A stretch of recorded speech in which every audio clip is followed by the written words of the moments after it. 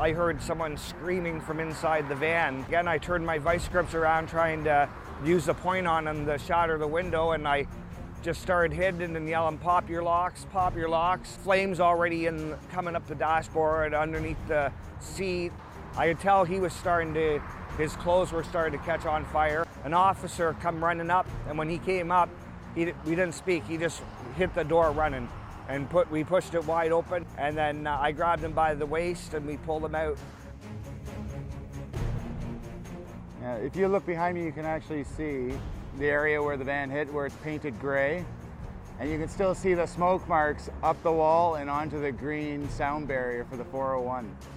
As I arrived, I noticed the van fully engulfed in flames. The flames were high up onto the 401. They were actually over the green barrier. Smoke, black smoke everywhere, very toxic. Tires started popping, glass started shattering. The front end of the van was pancaked so far back that the motor would have been in the driver's compartment. If Phil had been 30 seconds later, members of our traffic services branch would have been investigating a fatality rather than just a single motor vehicle accident. I couldn't even tell you what was going through his mind. I think just save whoever's in there. Get them out of the fire. I just thought, thank God there's someone here, because I knew I would get him out, but it wasn't going to be pretty if I had to pull him out by myself. I felt two distinct feelings at that time. One was obviously concern for Phil's safety as he was responding to a vehicle that was on fire, which is very dangerous, as well as a sense of pride and being very proud of Phil. He didn't miss a beat. He hit that door running. He did what he had to do as soon as he got there. After we brought him back and we heard the windows popping out of the van, the officer and I both looked at one another and basically wow, that was really close. Grisly. It was an unbelievable sight to know that somebody made it out alive. I still can't fathom it. Phil's a hard-working officer, one of the hardest on the shift.